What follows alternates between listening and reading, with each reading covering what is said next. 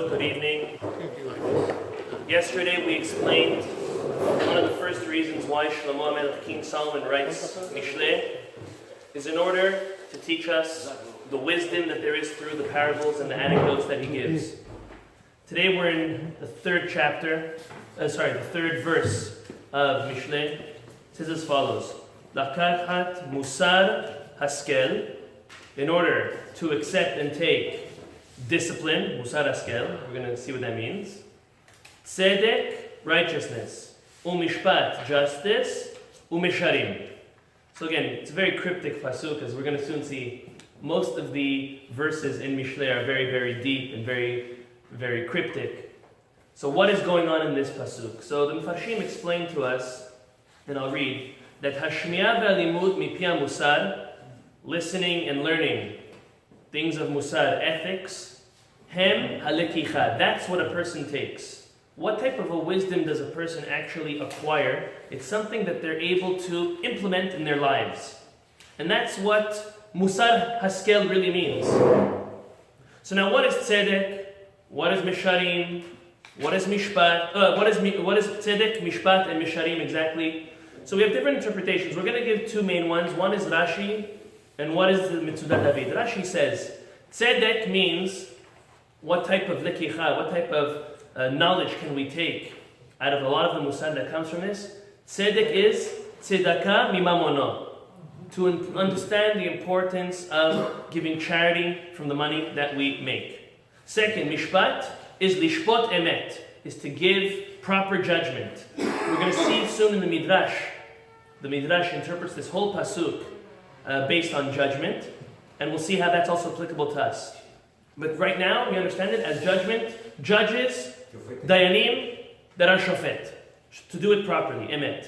Umesharim is pshara, it's making a compromise, making a balance, meaning understanding that there is good and bad in everything, understanding when to say yes, when to say no.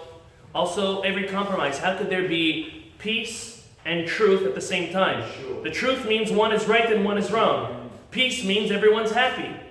So it's understanding how, through that musar heskel, through that deep understanding and wisdom, to know how to make a balance and how and when to compromise. This is what Rashi explains. Mitzudat David says a little different. He says, tzedek is avodat ha'elokim.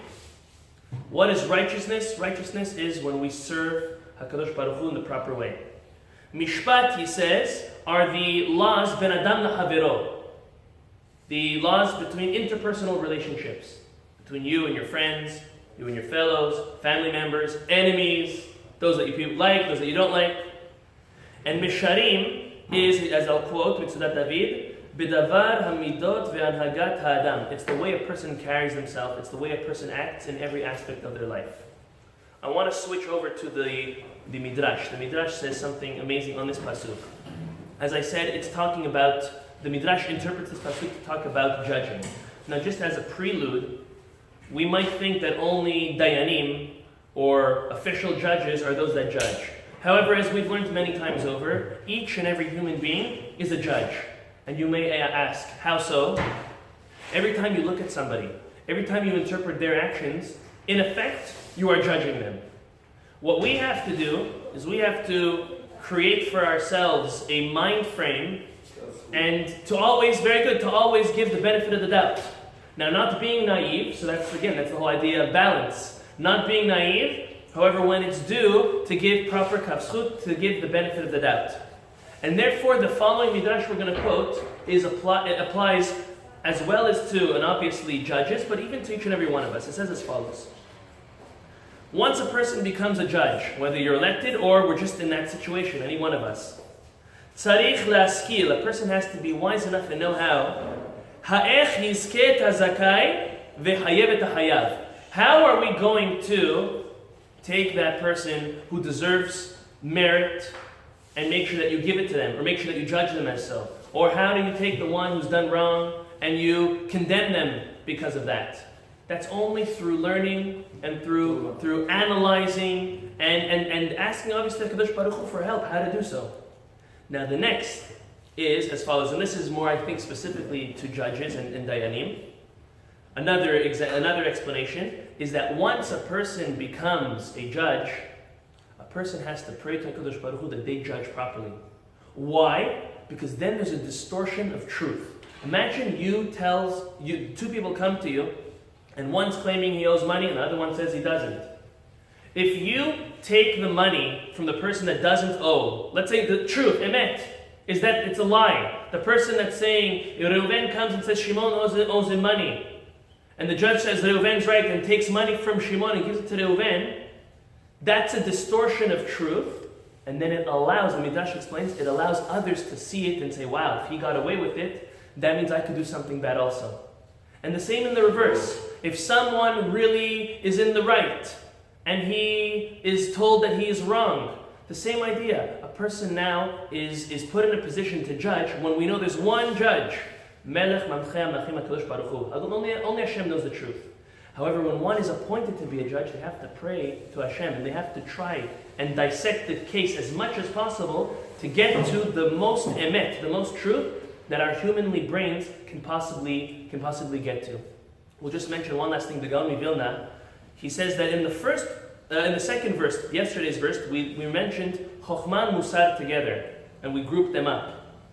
And today we're saying Musar Heskel, Musar kind of on its own. And why would that be? Why do we say Chokhmah and Musar?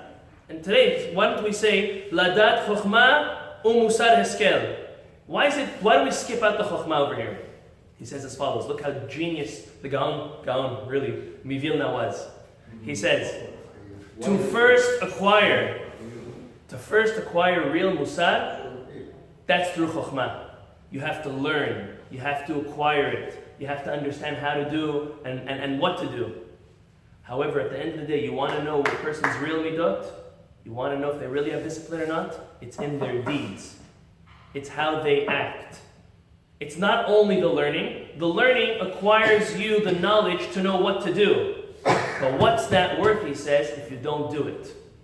And therefore, the first time we mention Musar, it has to be Chokhmah Musar. The wisdom in order to know how to discipline and learn the ethics. But once you've learned it, now implement it. That's Musar Eskel, he says.